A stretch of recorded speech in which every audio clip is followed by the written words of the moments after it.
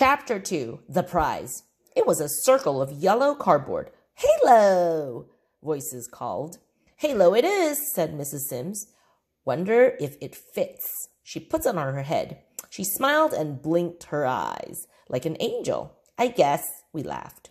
So she said, "Who would like to win a halo?" Every hand went up but one. Mrs. Sims looked surprised. "Not you, Joseph?" Joseph shrugged. He dragged his hand into the air. "Sure, why not?" She nodded. "Indeed, why not? So, here's the deal. Beginning in October, one angel per week will get to wear a puppy just like this." By puppy, she meant halo, which she waved at us. "When your boss angel week is over," she grinned at Joseph, "you may take your halo home. You may sleep with it, for all I care."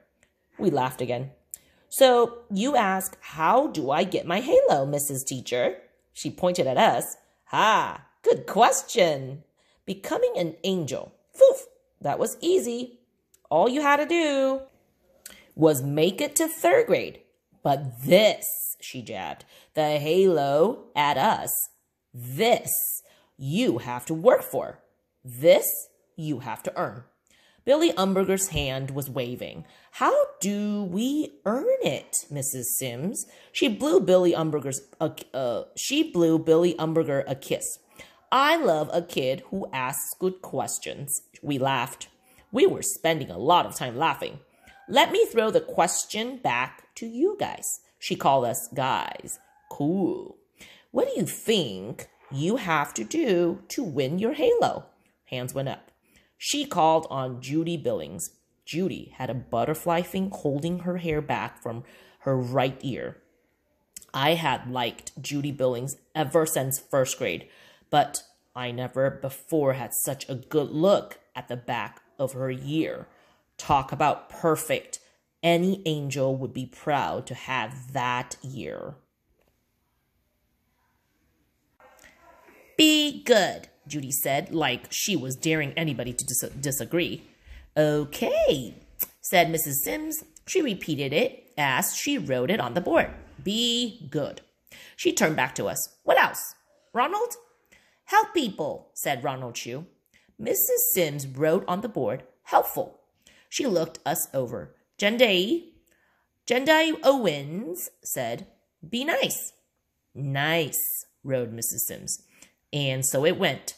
Friendly, obedient. Mrs. Sims wrote, "Behave." Joseph put his hand over his mouth and whispered real low, "Boo." He looked at me and grinned. "Do your homework." "Eat your vegetables." That was Bernard Weber. Lots of laughing and groaning, but Mrs. Sims wrote it. "Wash your ears." "Neat cubbies." That was me. "Spelling." "Give the teacher an apple." That was Joseph laughing and clapping. Mrs. Sims wrote, "Love your teacher." Big cheers, even a whistle. By the time the last hand was called on, the board was almost full. Mrs. Sims took a deep breath. "Well, there you go. Look how many ways there are to earn your halo. Get the picture, angels?" "Yes," we shouted. She snapped her finger and pointed to us. "All right, then. I've done my job. The rest is up to you." She looked at the calendar on the wall. 25 days till October. I wonder which angel will be the first to get a halo. We all wondered with her. "Mrs. Sims," it was Billy Umberger, itching for another kiss, I figured. "Yes, Billy. Does everybody get a halo?" Mrs. Sims blinked, like the question surprised her. "I hope so. I expect every one of you to prove to me you're worthy of being an angel. I've been doing this for 12 years now, and so far every one of my students has earned his or her halo." Somebody blurted, "Even Gerald Willis?" I heard gasps. 23 heads jerked in my direction because the somebody who blurted was me. Joseph reached across and punched my arm. "You the dude." I couldn't believe myself. All of a sudden, it was like there was no door between my brain and my mouth. As for Gerald Willis, he was a 5th grader, a troublemaker, and a bully. The class was laughing. But Mrs. Sims wasn't even smiling. She stared at me. I said, "Everybody." I wanted to jump to my feet and call out, "I am sorry, Mrs. Sims. I don't know what's getting into me. I'm not usually a big mouth." The bell rang for recess. I was first out the door.